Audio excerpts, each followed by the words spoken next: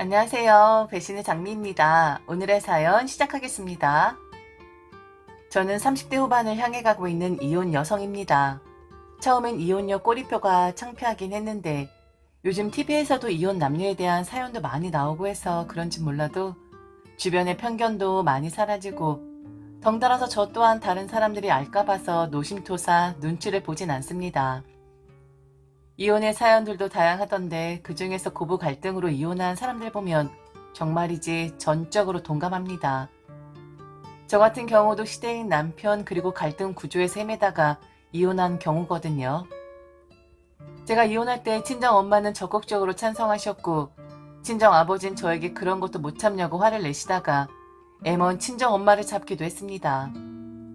아버지란 사람이 지긋지긋해서 아버지 같은 부류의 남자는 만나지 말아야지 하고 경계하고 또 경계했었는데 결혼하고 나니 남편과 시어머니의 태도가 180도 달라질지 누가 알았겠나요? 실체를 알자마자 고민 걱정할 필요 없이 바로 이혼하자고 했습니다. 거기엔 친정 엄마의 삶이 크게 영향을 미쳤었습니다.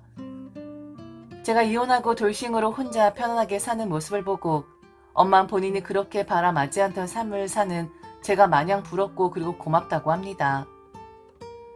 저는 그런 엄마에게 더 이상 참지 말고 이제라도 아버지랑 이혼하고 나랑 둘이서 살자고 했지만 엄마는 이제 와서 그런 게 뭔 필요냐 하시며 조금 더 있으면 힘 떨어져서 괴롭히지도 못한다고 그때 가서 복수하련다 하시고 있어요. 그런데 제가 보기엔 아버지 연세에 비해서 워낙 건강 체질이라 최소 20년 이상 엄마의 종노릇은 계속될 것 같습니다. 엄마에게 계속해서 아버지랑 이제라도 이혼하라고 하고 있으니 금명간에는 결단이 나지 않을까 싶네요.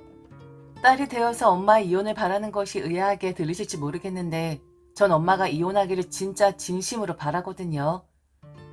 엄마는 평생 김씨 집안에서 종처럼 살았습니다. 아버지 말이라면 찍소리도 못하고 죽으라면 죽는 신용까지 하고 말이죠.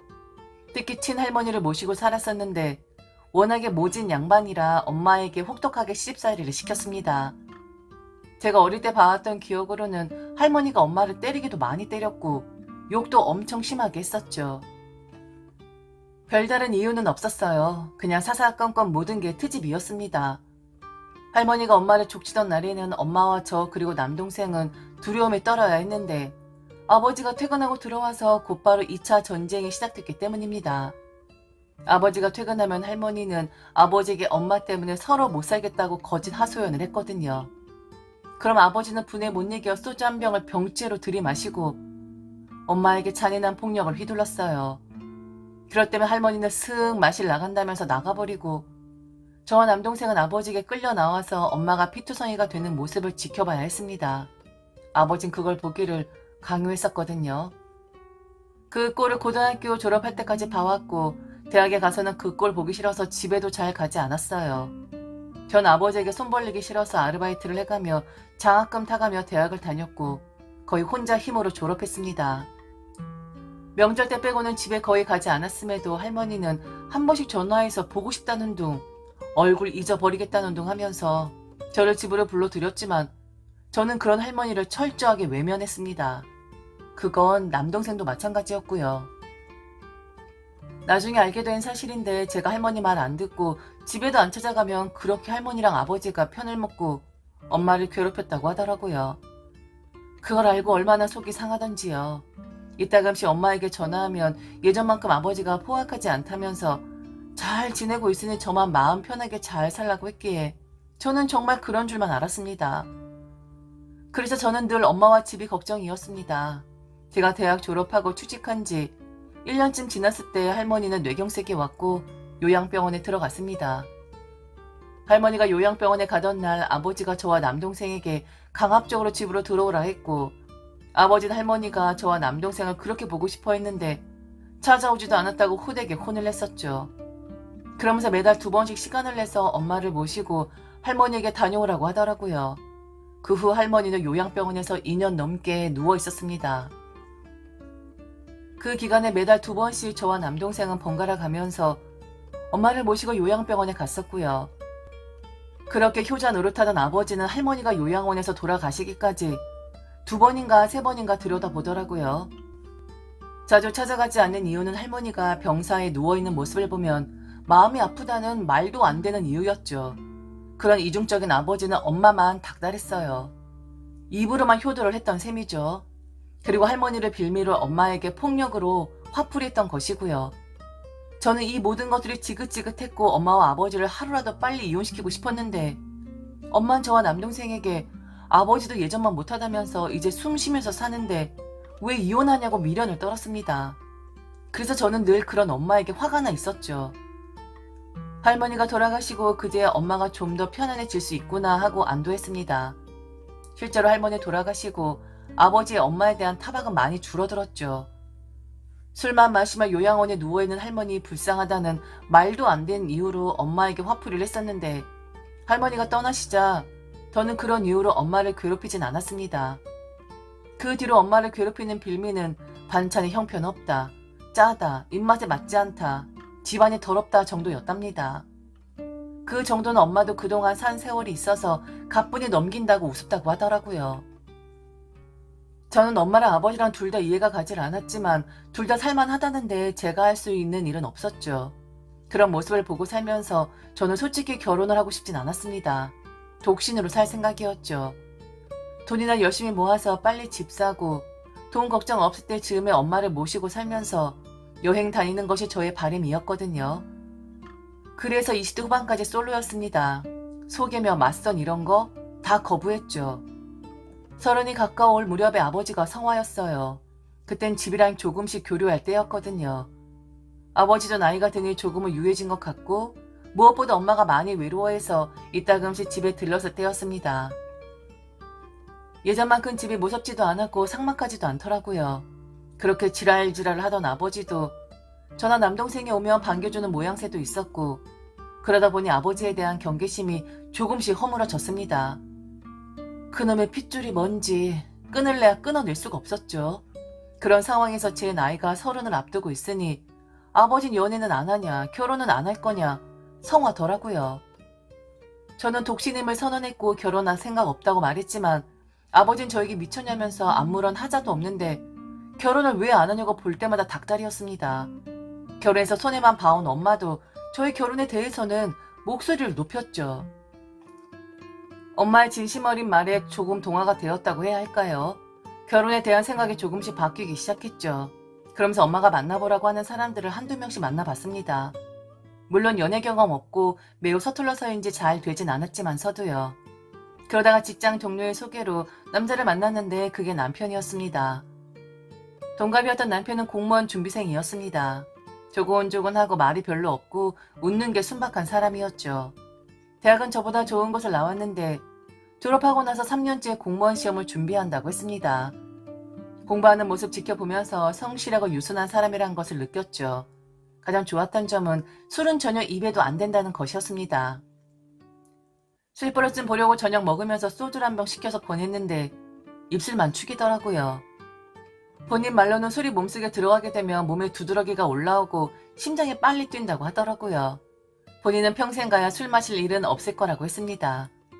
술을 마시지 않으니 당연히 주사가 있을 리 없고 거기다 성격도 유순해서 욱하거나 거칠지 않았습니다. 몇 번 만나보니 딱 알겠더라고요. 남편은 친정아버지와는 정반대의 남자라는 것을 말이죠. 그런 확신이 들자 마음이 기울기 시작했습니다. 엄마의 조언 때문에 독신 주의는 유보했는지 몰라도 그때까지만 해도 결혼을 빨리 할 생각은 없었습니다. 남편과 교제 기간이 길어지고 서로 마음을 터놓으면서 자연스럽게 남편에게 저의 아버지에 대한 이야기를 하기도 했습니다. 그래서 결혼을 하는 것에 아직까진 회의적이다라는 저의 생각을 말했었죠. 다행히 남편은 공무원 시험에 합격하기 전까지는 결혼할 마음이 없다고 하더라고요. 그 뒤로 저는 시험 준비를 하는 남편을 대신해서 데이트 비용 등을 전담했습니다. 결혼할지 안 할지는 확신할 순 없었어도 왠지 남편에게 돈을 쓰는 것이 그다지 아깝지가 않았었거든요. 남편 행정고시를 공부 중인 사람이었습니다. 저를 만나고도 2년을 더 시험을 봤는데 아슬아슬하게 떨어졌죠. 그때가 저와 남편의 나이 32이었는데 남편은 나이 때문이라도 더 이상 안 되겠다고 판단했는지 7급 공무원으로 전향했습니다. 그러면서 1년 안으로 반드시 합격할 것이라는 엄청난 자신감이 있었죠. 그런데 남편은 시어머니 없는 뒤에 7급 전향하고 1년을 더 했는데도 합격하지 못했습니다. 그때 저와 남편은 결혼 이야기를 살짝 하고 있었던 때인지라 남편은 6년간의 공무원 공부를 과감하게 관두고 취업 준비를 했습니다. 관운이 없었을 뿐이지 취업운은 있었는지 취업 시장에 나가자마자 두세 달도 안 되어서 바로 취직을 했습니다. 대기업 계열사였습니다. 남편이 취직을 하고 나니 그때부터 예비 시어머니에게 전화가 자주 왔습니다. 남편이 취업하기 전까지는 1년에 한두 번 통화할 때면 저보고 고생이 많다, 늘 미안한 마음뿐이다 하시던 분이었는데 남편이 취직을 떡하니 했다고 하니 목소리에 힘이 들어가고 엄청 밝아진 톤이었습니다. 그러면서 당신 아들이 관운이 없었을 뿐이지 직장 복, 돈 복이 있다면서 저보고 남자 잘 고른 것이라며 힘이 넘치게 말하곤 했죠. 자주 통화하다 보니 예비시댁에 자주 찾아뵙게 되었고 그때마다 신부 수업 일하면서 밥하는 법, 청소하는 법 등을 세세히 알려주시더라고요. 그렇게 1년쯤 반강제적으로 예비시댁서 신부 수업을 받은 저는 남편과 결혼을 하게 되었습니다. 교재를 꽉 채워서 4년을 했을 무렵이었습니다. 결혼식 때까지만 하더라도 남편의 태도는 일관적이었습니다. 뭐든지 제가 하자는 대로 맞춰줬고 저에 대한 배려도 많이 해주었습니다. 저의 감정을 존중해 주었고 강압하거나 억압하는 것도 하나도 없었습니다. 직장 생활하면서 술자석이 많았음에도 불구하고 워낙 요령이 좋아 여전히 술은 입에도 안 댔죠. 그랬던 남편인데 결혼하고 혼인신고한 이후부터 태도가 약간씩 변하기 시작했습니다. 어느 한두 개씩 제게 강요하기 시작한 것이었죠. 시부님께 안부 전화 자주 해달라. 저녁 식사는 이렇게 차려달라. 2주에 한 번씩은 시댁에 갈 생각이니까 별도의 스케줄을 잡지 말라 등등. 결혼 전과는 전혀 딴판이었습니다. 거기에 대해 제가 한 번은 화를 냈지요. 결혼 전과 결혼 후에 변한 것은 같이 살고 있을 뿐인데 왜 제게 이거 해라 저거 해라 강요하느냐고 물었더니 그러더라고요. 결혼 전엔 다 너 하고 싶은 대로 맞춰줬잖아. 이제 곧 아이도 생길 거고. 너는 직장 계속 다닐 수 있겠어? 가뜩이나 노산인데. 그러면 나는 외벌이가 될 거고 내가 가게 경제를 이끌어가는 동안은 내가 중심이 돼야 하는 거잖아. 우리 엄마도 그렇게 말씀하시더라. 그리고 시댁에 자주 가는 것에 불만 갔는데 그럼 너희 친정에도 똑같이 2주에 한 번씩 가도 난 아무런 상관없어. 네 친정이 네가 가기 싫어하는 거잖아. 그걸 왜 내 탓을 해? 결혼했으면 응당 거기에 따르는 책임이 있는 거 아니야? 난 우리 부모님 자주 찾아뵈야겠어. 솔직히 할 말은 없었습니다. 회사 분위기상 임신하면 스스로 퇴직하는 분위기가 있어서 결혼 전에 아이 때문에 남편과 고민했던 적도 있었고 아버지 때문에 친정에 가기 싫은 것도 사실이었으니까요. 그런데 찜찜한 것이 남편이 그걸 교묘하게 이용하고 있다는 생각이 들더라고요. 그래도 그때까지만 해도 남편은 친정 아버지와는 완전 다른 사람이라는 것에 대해서 의심하지 않았습니다. 남편 말대로 결혼에 대한 책임 내지는 어느 정도 감내해야 할 불편이라고 생각했었거든요. 그리고 결혼 전에 남편에게 배려를 많이 받았으니 결혼 후에는 어느 정도 남편에게 맞춰 주어야 한다는 생각도 있었습니다. 좋은 게 좋은 거라고 싸우지 않으려면 제가 조금 더 양보하면 되겠지라는 생각이었죠. 그런데 한 개, 두 개 양보하다 보니 아예 대놓고 저에게 강요하는 일들이 많았습니다. 특히 시어머니 같은 경우는 격주 시댁에 가면 본인은 손 하나 까딱하지 않으셨어요. 밥하는 것, 설거지하는 것 모두 제 몫이었죠. 하루는 시아버지가 너무 며느리만 시키지 말고 시어머니에게 같이 좀 도와달라고 말했는데 시어머니가 하는 말을 듣게 되었습니다. 며느리 파는데 내가 일을 왜 해요? 이 양반이 벌써 치매가 왔나? 당신 어머니가 나한테 했던 쉽살인 생각도 안 나요? 당신 어머니가 그렇게 날 부려잡술 때 당신 한마디라도 했냐 말이에요. 그땐 시어머니 행사에 한마디도 말을 안 해놓고 지금 와서 내가 시어머니인데 나보고 며느리 도와주라고요? 그렇게 효자노릇 할 땐 언제고? 이젠 인자한 시아버지 노릇을 하시겠다? 나는 그렇게 못하겠네요. 나는 당신 어머니 한 것에 비하면 반에 반도 씹살이 안 시키는 거라고요. 며느리도 아들 낳아서 나중에 며느리 볼 때 시켜먹겠죠. 나는 그나마 내 친구들에 비해서 양호한 편이에요. 내 친구들은 어떤지는 알아요? 그러면서 옥신각신 다투시는데 제가 오히려 민망하더라고요. 시어머니도 친정엄마처럼 시집살이 좀 당하셨는가 싶어서 안쓰러운 마음이 들었습니다. 시아버지는 친정아버지와 비슷하진 않지만 연세가 비슷한지라 친정아버지 같은 부류의 사람이진 않을까 하는 생각이 들더라고요. 그래도 며느리를 봤는데 내가 일은 왜 해야 하느냐는 말에는 섭섭하긴 했습니다. 시댁 살림은 시어머니 소관인데 그걸 저한테 떠넘기는 게 싫기도 했고요. 그런 일이 반복되다 보니 시댁에 가기가 싫더라고요. 한 주 동안 일이 많아 쉬고 싶을 때도 남편이 성화에 못 이겨 시댁에 가서 하하호호 웃음을 팔아야 했습니다. 봄에 결혼하고 여름 휴가 없이 보내고 가을에 이럴 때까지 저와 남편은 신혼여행 빼고는 변변히 나들이 한번 못 가봤었습니다. 시댁 가는 날이 아닌 주말에 바람 쐬러 나가자고 하면 그땐 남편이 야근이 많았네. 주말에 일해야 하냐 하면서 이런저런 핑계를 대며 차일피일 미루기 일쑤였죠. 결혼 첫 크리스마스 즈음에 해서 여행 계획을 세웠습니다. 가을 말미에 남편과 상의해서 잡은 거였죠. 제주도의 바닷가 바로 앞 펜션도 일찌감치 예약해 두었습니다. 남편이 비행기표는 자기가 예매해 두겠다고 하더라고요. 전 남편이 그렇게 말하니 당연히 했는 줄 알았죠. 12월 초가 되었을 때 여행 갈 생각하니 기분이 너무 좋더라고요. 설레기도 하고 이참에 진짜 먹고 자고 하면서 푹 쉬고 싶었거든요. 결혼 준비하면서부터 거의 10개월 동안 달리기만 했었거든요. 거기다가 결혼 때문에 회사 일에 지장 준다는 말을 듣기 싫어서 일부러 늦게까지 남아서 일도 했었습니다. 회사 관례에 따라 신혼여행은 여름휴가에서 제하는 것으로 하여 그 한 여름에도 제대로 쉬지도 못했었습니다. 그러니 겨울 휴가가 엄청 기대되더라고요. 기분 좋게 흥얼거리며 남편에게 비행기표 몇이냐고 물어봤는데 남편은 난데없이 할 말이 있다고 하더라고요. 어머니가 결혼하고 나서 첫 크리스마스인데 가족끼리 같이 보내야 하지 않겠냐고 하시네. 우리가 크리스마스 맞아서 겨울 휴가 갈 거라고 하니까 같이 갔으면 하셔서 말이야. 어차피 우리 펜션도 크겠다. 부모님 모시고 갔으면 하는데 괜찮지? 그러면서 비행기표를 진지게 3회 예매했다고 하더라고요. 저에겐 한마디 상의도 없었고 시어머니도 한마디 말씀 없었습니다. 이건 아닌 것 같은데 이미 비행기표도 예매했다고 하기에 몇 마디 투덜거리고 말았죠. 제가 화내면 항상 맞받아치던 남편도 그때만큼은 별말 안 하더라고요. 다음날 저는 시어머니께 전화해서 몇 가지 당부를 드렸습니다. 어머니, 제주도 여행은 저희 정말 쉬러 가는 거거든요. 펜션이 널찍해서 불편함은 없을 텐데 먹는 거 밖에서 해결할 거고요. 저희가 계획한 여행지 마음에 안 드시면 두 분은 가고 싶은 곳에 따로 가시면 돼요. 이번 여행은 같이 가지만 각자 취향대로 했으면 좋겠어요. 저도 약간 날이 서서 말했던 것 같습니다. 시어머니 제 말에 즉각적으로 대답 안 하시다가 그렇게 하자꾸나 퉁명스럽게 말씀하시고는 전화를 끊더라고요. 저는 그렇게 약속받고 여행을 같이 갔는데 제주 여행 다음날 아침 식사부터 휴가를 완전히 망쳤습니다. 시어머니 새벽에 저와 남편 방에 들어오셔서는 저를 깨우시고는 아침상은 무조건 밥을 해먹어야 한다고 하시더라고요. 아무리 쉬러 온 여행이지만 아침밥까지 나가서 사 먹는 건 좀 아닌 것 같아. 다들 입맛도 깔깔할 텐데 담백한 국 끓여서 한 그릇 하는 게 좋을 것 같다. 더군다나 나나 네 시아버지나 밖에 음식 별로 안 좋아해. 얼른 옷 입고 나와라. 장 보러 가자. 제주도 새벽시장 구경도 할 겸 시장도 보지 뭐. 시계를 보니 새벽 5시더군요. 밤비행기 타고 와서 펜션으로 이동하고 짐 풀고 잠든 지 4시간 만이었습니다. 남편을 깨웠더니 오히려 제게 화를 내더라고요.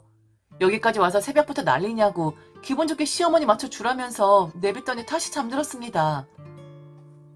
5박 6일 제주 여행 중에 하루 한 끼 점심은 관광지에서 밥을 사 먹고 아침 저녁은 직접 요리를 해서 갖다 바치는 참사가 났습니다. 남편은 평소에 하지 않던 저의 음식 솜씨를 칭찬하며 제 비위를 맞추려 했으나 가증스럽더라고요. 여행 중에 쉬지도 못하고 아침 저녁 해대는 게 제 일이었습니다. 여행은 모두 시부모님이 하고 싶은 거 가고 싶은 곳으로 정해지는 바람에 제가 짠 여행 스케줄은 아무짝에도 쓸모가 없었죠. 시부모님과 남편만 신나서 자기들끼리 하하호호 하는데 눈꼴 시리더라고요. 겨울 여행을 마치고 집으로 왔을 때 다시는 여행 같이 안 가겠다고 다짐했었습니다. 그 뒤로 시댁에 가는 횟수를 한 달에 한 번으로 줄였어요.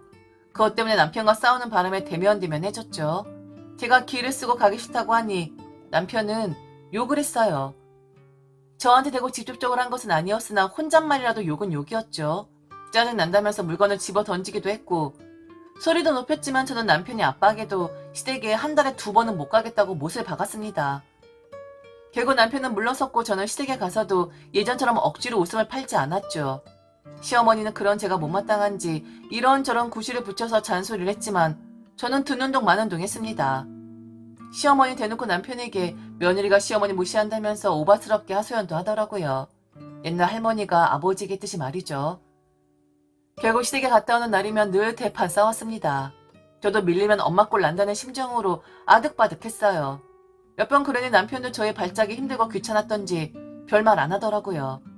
우린 서로 있는 듯 없는 듯 하며 대화가 없는 부부가 되었고 그렇게 되면 몇 개월을 보냈습니다. 결혼 1주년을 아무런 행사 없이 넘기고 초여름이 다가왔을 때 남편이 제게 여름휴가 계획을 묻더라고요. 저는 엄격결에 그냥 며칠부터 며칠까지 집에서 쉬겠다고 말했습니다. 그러면서 휴가 가고 싶으면 알아서 갔다 오라고 했죠.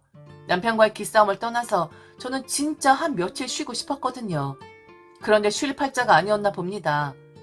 여름휴가 맞춰서 친정엄마가 넌지시 제게 둘이서 제주도로 여행 한번 갔다 오면 안 되냐고 물어보더라고요. 아버지랑 부쩍 사이가 좋아졌는데 웬일인지 아버지가 엄마에게 저랑 여행 간다고 하면 며칠 집을 비워도 된다고 했다네요. 아버지랑 살면서 평생 외박 한번 해본 적 없는 엄마였는데 36년 결혼 생활 만에 처음으로 휴가를 받았으니 저와 꼭 같이 가고 싶다면서 2박 3일이 좋은데 시간이 안 되면 1박 2일도 괜찮다고 꼭 같이 가자고 하더라고요. 전 엄마의 소원을 들어줄 수밖에 없었습니다. 엄마를 위해 기쁜 마음으로 여행을 가고자 했죠. 스케줄을 짜고 비행기표를 예매하고 좋은 호텔방도 잡았습니다. 그렇게 다 하고 남편에게 몇 월 며칠부터 몇 회까지 친정엄마 모시고 제주도 간다고 이야기해 주었습니다. 그러면서 남편도 알아서 휴가를 다녀오라고 했죠. 그랬더니 버럭 화를 내더라고요. 휴가 계획 없다고 했잖아. 네 맘대로 여름휴가 계획을 잡으면 어떡해? 서프라이즈 하려고 아직 말 안 했었는데.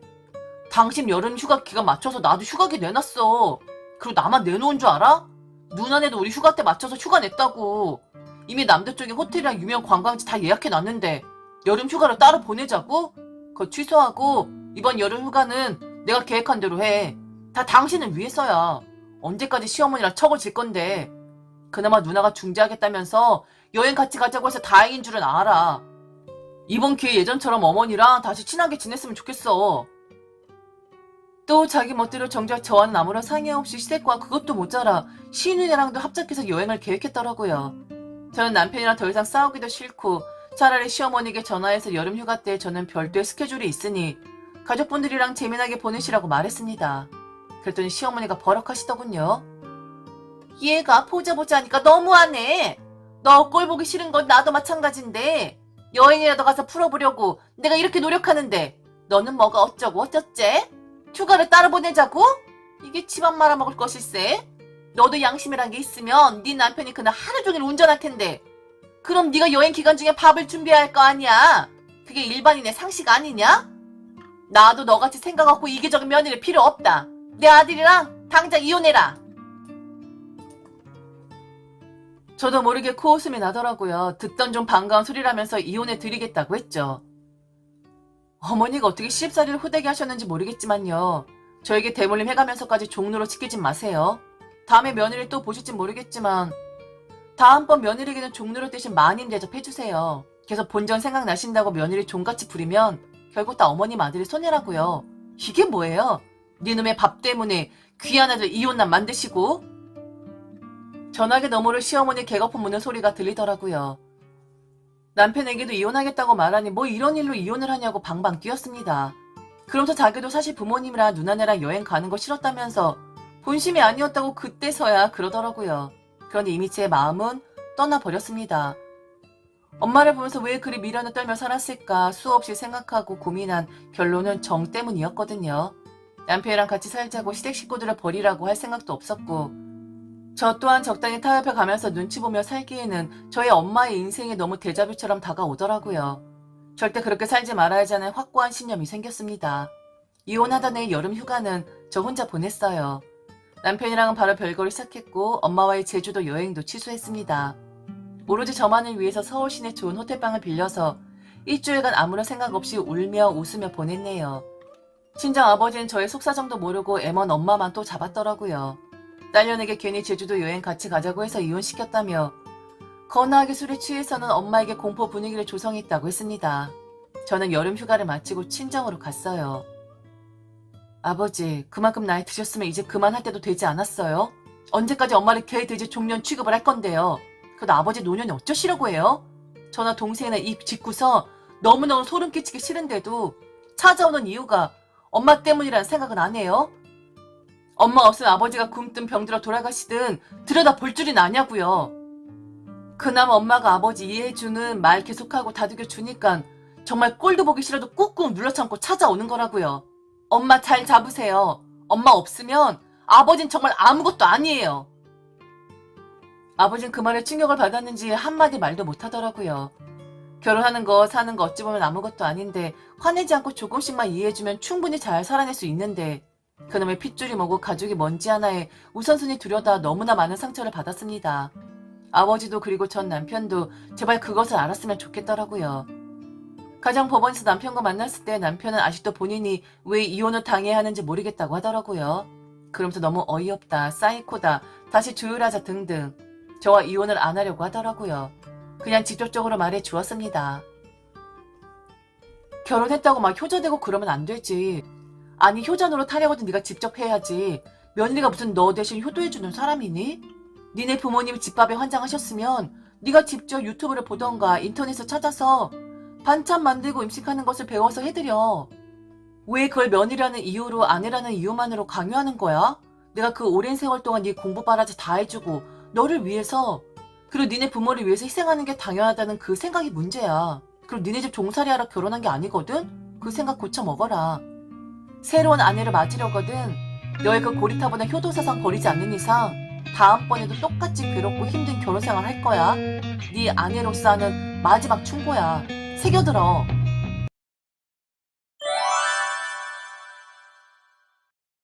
안녕하세요. 배신의 장미입니다. 오늘의 사연 지금 시작합니다. 저는 여든을 바라보는 할머니입니다. 그 옛날 저는 어릴 때부터 알고 지낸 동네 오빠와 연애 결혼을 하였지요. 중학교 시절부터 좋은 감정으로 지내던 우리는 제가 20살, 남편이 22살이 되던 해에 결혼을 하였습니다. 저는 사남 2녀 중 장녀였고 남편은 1남 2녀 중 장남이었습니다. 남편의 집이나 저희 집이나 경제적인 차이는 크지 않았어요. 저희 아버지가 돌아가시기 전까지는요. 결혼 1년 만에 아이를 가졌고 전 딸을 낳았습니다. 당연히 그 시절에는 시부모님은 아들을 원했던 터라 첫 딸을 낳자마자 둘째를 빨리 가질 것을 재촉했습니다. 저희 딸이 1살이 채 되지 않았을 무렵 아버지가 갑자기 쓰러지셨고 얼마 안 되어 바로 돌아가셨습니다. 그 당시에는 왜 돌아가셨는지 알 수가 없었어요. 심장 마비인 건지 뇌출혈인지.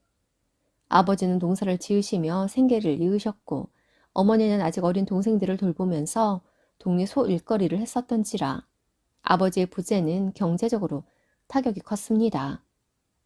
어머니가 아버지를 대신해서 농사일을 할 수 있는 기술도 없었을 뿐더러 고된 일을 견디기도 힘드셨기에 작은 땅을 하나하나씩 팔면서 몇 년을 동생들 공부를 가르쳤습니다. 동생들도 성인이 되기 전부터 동네 소일거리를 도맡아 하면서 돈을 벌었고 바로 밑에 여동생은 공장을 다니면서 생계에 도움을 주기 시작했습니다. 그러다 어머니도 갑작스럽게 가슴 통증을 몇 달 호소하다가 돌아가셨습니다. 정말 2년 만에 부모님이 차례차례 돌아가시게 되어 정말 너무 힘이 들었어요. 아이를 낳고 2년 동안 둘째가 생기지 않아 시댁은 저를 못마땅해 했고 줄줄이 초상을 치르는 친정을 장녀로서 오가며 동생들까지 돌보는 절 타박하셨습니다. 너는 시집을 왔으면 너희 집에선 출가 외인 아니니? 그런데도 그렇게 친정을 오가면서 신경을 써대니 애가 들어서려다가도 말겠다. 자고로 여자는 친정에 자주 왕래하면 안 되는 거야. 너희 집이 아들이 넷인데 뭘 못하고 살겠냐? 이제 그만 드나들거라. 한 번 더 친정 가는 거 내 눈에 띄면 그땐 가만히 안 있을 줄 알아라. 시어머니는 제가 외출을 할 때마다 온 신경을 곤두세웠고 제가 친정이라도 갈까 웬만한 일이 아니고는 집 밖을 나가지 못하게 하셨습니다. 그러거나 말거나 그냥 나갔다 오면 될걸. 그땐 왜 그리 시어머니가 무서웠는지. 어머님이 허락하지 않으시면 눈치가 보여 외출을 못했었네요. 당시 전화도 없던 시절이었기에 동생들이 어떻게 지냈는지 알 수도 없었어요. 남편 역시 처제나 처남이 잘 지내고 있는지 걱정도 되지 않았던 것 같습니다. 그러다 어느 날 남동생이 저희 집에 들렀습니다. 시어머니는 못마땅해 했지만 애써 찾아온 남동생을 모른 척하지는 않았습니다. 큰 누나, 작은 누나가 아파. 부모님이 다 그렇게 갑자기 돌아가셨고 아픈 작은 누나를 보고 있자니 너무 겁이 나. 근처 의원에 가서 맥을 잡고 했는데 별다른 병명을 알려주지도 않고 도통 말도 없고 기력도 없고 방 안에서 잘 나오지도 못하고 힘들어만 해. 가끔은 눈이 뒤집혀서 기절을 하고 그래. 큰 누나, 작은 누나도 잘못되면 어떡해? 아니야, 그럴 리 없어. 그러니 걱정 마. 누나랑 가보자. 그때 어머니께서 예, 가긴 어딜 간다는 거니? 어머니, 동생이 아프다고 해서요. 아프다고 다 죽니? 그래도 아시잖아요. 저희 부모님도 갑자기 돌아가셔서요. 사돈들이야. 나이가 많으니 그런 거지만 젊은 사람은 그렇게 쉽게 안 죽는다. 그딴 걱정하지 말고 동생 보내. 그리고 넌 밀린 집안일이나 해. 걱정이 너무 되어서 동생을 보러 가고 싶었습니다. 그런데 시어머니는 끝까지 허락을 하지 않더군요. 그렇다고 동생을 보러 가지 않을 순 없었습니다. 부모님을 그렇게 보내고 동생까지 일을 세라 몰래 집을 빠져나와 동생에게로 갔습니다. 집에 가서 본 동생은 딱히 몸이 아파 보이진 않았지만 남동생 말대로 혼이 빠진 모양이더군요. 마음의 병이었는지 지금까지도 알지는 못하지만 지금 돌이켜보면 마음의 병이었던 것 같습니다. 일을 하러 가면 숨 쉬기 힘들었고 그러다가 기절을 하는 일도 있었다고 하더라고요. 그러다 집에 그냥 있으면 또 회복이 되기도 하기를 반복했다고 합니다. 당연히 그런 상황으로 직장은 다닐 수 없었고 동생들이 제 누이를 돌보고 여동생은 집에서만 지냈습니다. 요즘 말로 공황장애, 우울증 같은 거였을까요? 동생은 어려서부터 마음도 약하고 벌레 하나 죽이지 못할 정도로 심약했어요. 제가 시집을 가고 부모님이 차례로 돌아가시게 되면서 맞이 아닌 맞이가 된 동생이 참 많이도 힘들었던가 봅니다. 저는 몇 번은 몰래 늦은 밤에 그리고 낮에는 갖가지 핑계를 대어가며 친정에 들렸고 결국 시어머니에게 걸렸습니다. 시어머니께 눈물로 호소하며 동생이 많이 아프다며 배려를 청했지만 끝까지 못 가게 하더라고요. 그런 날들을 보내는 와중에 둘째가 생겼습니다. 첫 아이를 낳고 4년 만이었어요. 제가 아이를 가지자 시부모님은 예전보다는 크게 구박을 하지는 않더군요. 동네 만신이 하는 소리가 제가 아들을 가졌다고 하더랍니다.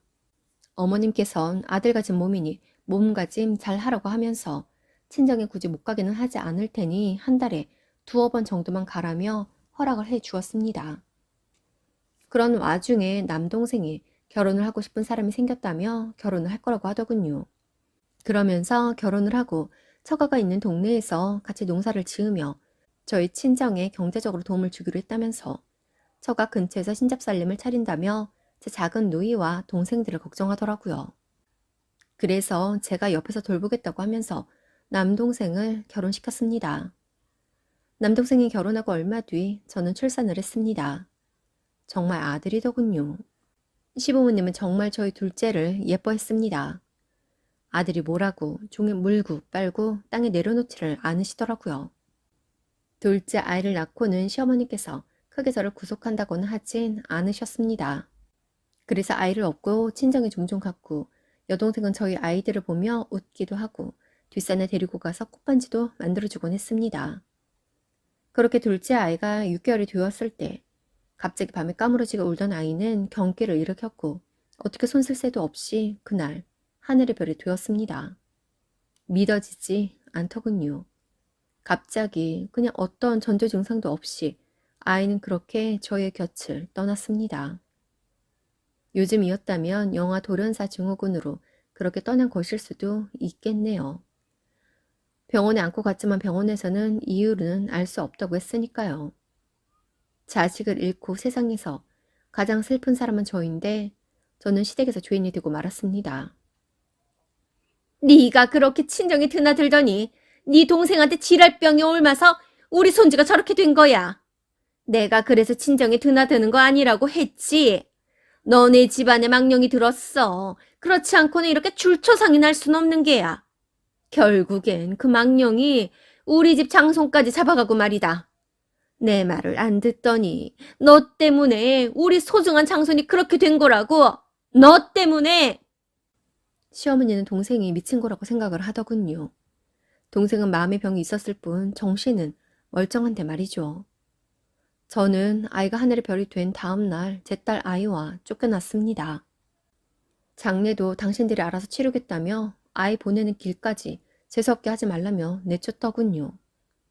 마음을 추스리기도 전에 저도 딸년도 필요 없다면서 그 어린 제 딸까지도 쫓아내었습니다. 그런 상황 속에서 남편은 제 편이 되어주지 않더군요. 나중에 알았지만 당시 남편에게는 마음을 주고 있던 다른 과부가 있었고 저 몰래 만나오고 있었다더라고요. 그러니 제가 없으면 더 좋았기에 겸사겸사 핑계삼아 절 붙잡지 않았던 거였습니다. 이후 저는 친정으로 가서 동생들과 지냈습니다. 그 집에는 가고 싶지 않았어요. 그래서 철저히 시댁에는 관심도 안 두고 들려오는 소식도 다 모르쇠하고 지냈습니다. 그리고 그때부터 할 수 있는 일은 다 한 것 같습니다. 여동생은 제 딸을 돌보았고 첫째 남동생은 간간히 쌀을 사다 주며 우리들을 돌보았어요. 그 아래 남동생들도 모두 돈벌이를 했습니다. 제가 쫓겨난 지 1년도 되지 않아서 남편이 새 아내를 맞아서 아들을 낳았다고 하더군요. 그것도 그냥 다 제 복이라고 생각했어요. 쫓겨난 것도 제 복이라 동생 옆에서 동생을 돌보면서 살 수 있다고 생각했거든요. 그렇게 생각하니 스스로 참 많이 위로가 되었습니다. 제가 친정으로 돌아가고 나서 동생의 건강은 점점 좋아졌습니다. 몸이 아픈 게 아니라 마음이 아픈 거였으니까요. 저와 같이 지낸 지 3년이 채 되지 않아 동생은 소일거리도 할 수 있을 만큼 건강해졌고 이후에는 시내의 양장점에서 보조 일을 하면서 기술도 익혔습니다. 어릴 때부터 앉아서 바느질 하기를 좋아하고 자수하기를 좋아하더니 좋아하는 일을 하면서 돈도 벌고 기술도 익혀가더군요. 그렇게 조금씩 건강해지던 여동생은 당시로는 제법 늦은 나이였지만 나이 30에 좋은 짝을 만나 재혼처로 시집을 갔습니다. 일찍이 사별을 한 제부는 양장점의 단골로 동생과 친분을 쌓다가 결혼을 하였습니다. 어느덧 남동생들도 다 결혼을 하였고 여동생까지 늦은 나이에 제 짝을 찾던 날 그렇게 눈물이 나고 부모님을 대신해 제 할 일을 다 한 것 같아서 펑펑 울었습니다. 저는 비록 가정을 지키지 못했지만 동생들은 모두 다 가정을 이루고 잘 살았습니다. 동생들은 돌아가며 저희 모녀를 챙겨주었고 저는 그런 동생들에게 우리가 혹여나 짐이 될까 정말 열심히 살았습니다. 그러다 동생이 임신을 하였고 아무래도 노산이다 보니 힘들어하였기에 제부는 저를 찾아오더군요. 저영 죄송한데 부탁이 있습니다. 부탁이요? 무슨 부탁이요? 아내가 임신하고 너무 힘들어하는데 제가 해줄 수 있는 게 없어서 너무 걱정이 되어서요. 그래서 말인데 저희 집에서 같이 사시면서 저희 아내 좀 돌봐주시면 안 되겠습니까? 워낙 몸도 약한 사람인데 이제 7개월에 배는 어찌나 부른지 잘 걷지도 못해요. 입덧은 또 왜 이리도 오리를 하는지 이러다 또 아내를 떠나보내게 될까 겁이 나서 출근해서도 종일 일이 손에 잡히질 않습니다. 저는 제부의 말이 무슨 말인지 알 수 있었습니다. 정말 제 동생이 걱정이 되기도 하고 그 핑계로 우리 모녀를 보살펴주고 싶어하는 마음을요. 그것도 그럴 것이 제부가 동생과 결혼을 약속했을 때에도 그간 제가 동생을 보살폈다는 이야기를 들었다며 세상에 남편과 아버지 없이 사는 게 얼마나 사람들 눈길이 다른지 잘 안다며 저희 모녀에게 제부와 이모부로서 세상의 눈길로부터 방패막이가 되어주겠다며 아래치에서 함께 살자고 하더군요. 하지만 혹여라도 우리 모녀가 동생에게 그리고 제부에게 짐이 될까 거절을 했었습니다. 그때도 몇 번을 거절했지만 이번엔 동생의 건강을 걱정하며 이야기하니 거절을 하지 못하겠더군요. 그렇게 저희는 제부의 아래채로 이사를 갔습니다. 임신기간 내내 그렇게 힘들어하던 동생은 30이 넘은 나이에 아들 쌍둥이를 낳았습니다. 그래서 그렇게나 배가 컸었나 보더군요. 제부의 전처가 결혼을 하고 오랫동안 병을 알아오다 사별을 한지라 동생이 시댁에선 그저 결혼을 해준 제 동생을 예뻐해 주셨는데 아들 쌍둥이까지 낳으니 더욱 예뻐해 주시더군요. 더불어 저와 제 딸에게도 잘해 주셨습니다. 조카들이 어느 정도 클 때까지는 제가 쌍둥이들을 같이 봐주고 제부가 경제적으로 도움을 주었지만 조카들이 5살이 되던 해부터 시내 야채 가게에서 일을 하면서 다시 돈벌이를 시작했고 나중에는 시장에 제법 큰 점포를 운영하면서 돈도 모을 수가 있었습니다. 부모님을 일찍 여의었지만 남동생들도 다 잘 살고 마음의 병을 얻었던 여동생도 잘 살았습니다. 그땐 그 시간들이 너무 힘들었지만 돌아보니 우리는 형제로 똘똘 뭉쳐 다들 묵묵하게 그 자리에서 서로가 서로를 지탱해주고 있었습니다. 그랬기에 우린 각자 평탄하게 잘 살 수 있었지요. 어느덧 시간이 흘러 딸 아이도 대학에 들어가고 교사가 되었습니다.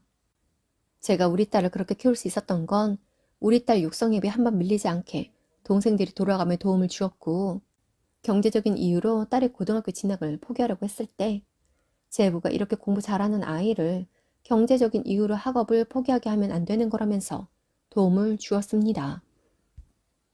그리고 우리 딸이 대학에 합격했다는 이야기를 듣고는 여동생인 시댁에서 그간 쌍둥이들 함께 잘 키워줘 고마워 주는 거라며 첫 학기 등록금을 지원해 주시기도 했습니다. 여동생인 시어머니께서는 그간에도 종종 동생 집에 오실 때면 저희 모녀도 살뜰히 챙겨주시며 당신을 친정 엄마라고 생각하라고 당신께서도 친정 부모를 일찍 여의어서 제 동생이 안타까웠노라며 며느리가 당신 딸이면 며느리 언니도 딸 아니겠냐며 그렇게 만날 때마다 절 다독여 주셨었습니다. 그런데 저희 딸까지 그렇게 챙겨주시니 정말 감사해서 몸둘 바를 모르겠더군요. 제가 남편 복, 시댁 복은 없었지만 가족 복은 있는 건 확실했습니다. 열심히 살다 보니 이런 날도 오는구나 싶었던 어느 날 제 앞에 생각지도 못한 사람이 나타났습니다. 바로 시어머니였습니다.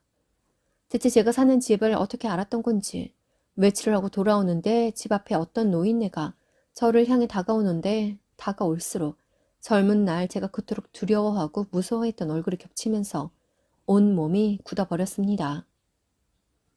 아가, 잘 지냈냐? 나 기억하지? 여긴 어떻게 알고 오신 거예요? 그게 뭐 중요하니? 지금 네 남편이 병을 얻어서 너무 힘들게 지내고 있는데 그렇게 너를 찾는다. 한 번만 만나주렴. 아들 낳은 그 여자한테 병수발 들라고 해요. 왜 절 찾아온 건데요? 험한 일은 저보고 하라고요? 됐어요. 제가 미쳤어요? 본이 진작에 서류상에도 이혼도 됐던데 그 여자가 아들 낳고 호적 올리느라 이혼 처리하고 그 아들이랑 그 여자 호적을 올린 거 아니에요? 그런데 이제 와서 날 무슨 낯짝으로 찾아온 거예요? 진짜 염치 없는 건 나이 들어도 여전하시네요. 너무 오랫동안 잊고 살았는데 갑자기 나타나서 그 인간이 저를 찾는다고 하니 기가 막혔습니다. 그 어린 시절부터 서로 좋은 마음 가지고 서로의 첫사랑이라 여겼던 우리였는데 그 시절이 무색할 만큼 결혼 후 제 편이 되어주지 않았던 그 사람이 제가 너무 힘든 그 시기에 다른 여자를 품으면서 배신을 했던 그 사람이 이제 와 병이 드니 절 찾는다고요? 치가 떨리도록 화가 나 다시는 찾아오지 말라고 하며 집으로 들어왔습니다. 대체 무슨 병이 들었기에 저 노인네가 자존심을 다 버리고 나에게 찾아와서 저러나 싶기도 하고 이랬든 저랬든 딸에게는 아버지인 사람이 아프다니 마음이 쓰이지 않았다면 거짓말이었을 거예요. 딸은 어린 나이에 영문도 모르고 아버지를 못 보고 살아야 했기에 제 아비에 대한 어떤 그리움이 있는지 전 몰랐습니다. 그래서 아이에게 아버지를 보는 선택권을 주어야 하는지 고민이 되더군요. 그래서 동생에게 고민을 털어놓았습니다. 그러자 동생은 이런 이야기들을 제부에게 했고 제부가 지인들을 통해 저희 전 시댁의 상황을 수선해 보았나 보더라고요. 그리고 니네 시댁의 상황을 알 수 있었습니다. 언니, 형부, 아니 그 사람 그렇게 아들 낳고 살다 그 여자가 바람이 나서 또 이혼을 했다고 하네. 그러다가 3번째 결혼을 했나 봐. 아들 하나는 계속 그렇게 키우고 살고 3번째 부인과도 얼마 못 살고 헤어졌나 봐. 아버지는 진작에 돌아가셨고 하나 있는 아들은 제대로 직업도 없이 떠돌다가 언제부턴가 행방불명이 됐는지 오가지도 않고 소식도 모른다네. 딸들 둘은 다들 젊은 나이에 잘못 되어서 죽었다고 하고 그 사람은 얼마 전에 암에 걸렸다네. 아픈 건 맞는데 언니 전 시어머니가 당신 나이도 있고 병 건너가기도 힘들고 하니 언니 찾아온 것 같아. 그렇구나. 그래. 알아봐줘서 고마워. 동생은 저에게 차분히 상황에 대해서 설명을 해주더니 제 딸 아이에게는 제 아비가 아픈 것 정도는 말해주는 건 상관없지만 혹여나 측은지심에 제가 병간호라도 할세라 만나지 말라고 하더군요. 동생은 제가 그 사람을 얼마나 사랑했는지 알거든요. 하지만 전 그럴 마음 따위 없었습니다. 동생의 늘 마음 한켠에는 제가 쫓겨나 이혼을 당하게 된 것이 어느 정도 본인에게 책임이 있다고 생각을 해오고 있었습니다. 한 번씩 제게 미안하다고 할 때마다 전 그런 거 아니라고 했지만 동생은 평생을 저에게 미안해 했거든요. 전 당연히 그 사람을 찾아가지 않았습니다. 그리고 이제 다 커서 결혼할 나이가 된 딸에게 지난 일들을 하나의 거짓 없이 다 이야기했습니다. 딸은 어림짐작은 했지만 낱낱이 지난 날들에 놀라더군요. 그냥 저를 따라 나온 것이라 생각을 하고 있었는데 알고 보니 자신의 친가와 아버지에게서 버려졌다는 걸 그제야 알았으니까요. 다행히도 딸아이는 덤덤했습니다. 선택은 딸에게 하라고 했습니다. 그래도 아버지인이 한번 보고 싶으면 찾아가 보라고 했어요. 그러자 딸은 단번에 싫다고 하더군요. 아버지가 자신을 그리워했다면 그간 한 번이라도 자신을 찾았을 법도 한데 그러지 않지 않았냐며 이제 와서 소식도 알고 싶지 않고 마주하고 싶지도 않다고 합니다. 이게 15년 전 일입니다. 그 사람은 제가 오랜만에 소식을 알게 된 그날로부터 2년이 채 되지 않은 날 하늘나라로 갔습니다. 그 사람이 죽기 얼마 전 아들이 떠날 걸 직감한 전 시어머니가 다시 저와 딸을 찾아왔더군요. 한 번만 만나달라고요. 그게 어려우면 가는 길 배웅이라도 해달라고요. 그 사람이 떠나도 자리 지킬 사람이 나이든 당신과 형제밖에 없다면서요. 그러면서 당신들 재산 누구 것이겠냐고 줄 사람은 저희 딸밖에 없다고 하십니다. 장래에 와야 그 재산을 우리 딸에게 주겠다고 하더군요. 저는 그래도 떠나는 그 사람을 배웅해야 하나 고민을 했지만 딸은 그간 제가 한 맺힌 삶을 살아온 걸 아니 자신이 알아서 하겠다고 하더군요. 그렇게 딸은 쫓겨난 그날 이후 처음으로 제 아버지의 장례식에서 자신의 친가 식구들을 만났고 시어머니는 그렇게 제 딸의 손을 잡고 울더라네요. 그러면서 당신께서도 나이가 들어 살 날이 얼마 안 남지 않았겠냐고 하면서 앞으로 왕래하고 지내자고 하더랍니다. 딸은 그 말에는 대답을 하지 않고 제 아버지 가는 길을 배웅하고 돌아왔더군요. 이후 딸은 변호사를 통해 제 아버지 앞으로 된 재산의 1원까지 싹 끌어왔습니다. 그럴 수 있었던 것이 알고 보니 하나 있는 아들도 어디에서 비명 행사했는지 이미 이 세상 사람이 아니더라네요. 그렇다 보니 전 남편의 재산의 제1상속인이 바로 제 딸이었던 것이죠. 그때 전 시어머니가 그렇게 저희를 찾아오지 않았다면 아마 제 딸도 저도 그 집구석에 미련도 없었던 만큼 재산 상속에 대해 연락이 왔어도 알아서 잘 먹고 잘 살라며 신경도 안 썼을 겁니다. 그런데 굳이 그렇게 찾아와 재산을 줄 테니 가는 길 배웅해 달라고 했으니 제 딸은 그대로 했을 뿐이지요. 전 남편의 재산이 제 딸에게로 상속이 모두 끝나던 날, 딸은 모든 재산을 현금화해 제 통장에 넣어주며 지난날 제 삶에 대한 보상이라고 생각하라고 하더군요. 그러면서 남은 제 인생도 자신이 함께하며 지켜주겠노라고 그 힘든 시절을 버텨주어서 고맙다고 합니다. 그간 내가 꿈꿀 수 없었던 돈들이 생겼지만 그 돈 하나도 건드리지 않고 이전과 다름없는 삶을 살고 있습니다. 이 돈은 우리 딸 것이니까요. 저희 딸은 이전부터 지금까지 제 이모와 외삼촌 가족들에게 참 잘합니다. 자신이 이렇게 잘 자랄 수 있었던 데에는 외가 식구들의 도움이 많이 컸다면서 말이죠. 물론 저도 그렇게 생각해요. 제가 동생들이 아니었으면 지금까지 이렇게 버틸 수 있었을까요? 앞으로 남은 인생 얼마나 될지 모르겠지만 욕심으론 100살까지도 살고 싶습니다. 우리 딸이 행복하게 살아가는 모습도 보고 싶고 내 동생들과도 함께하고 싶은 것들이 아직도 너무나 많거든요. 하지만 그렇게 삶이 주어지진 않겠지요. 감사하게도 이 나이 먹도록 딱히 아픈 것도 없이 건강한 것만으로도 감사하게 생각하며 내 삶이 주어지는 그날까지 가족들을 생각하며 잘 지내어 보려고 합니다. 오늘도 함께 해주셔서 감사합니다. 여러분, 행복하세요.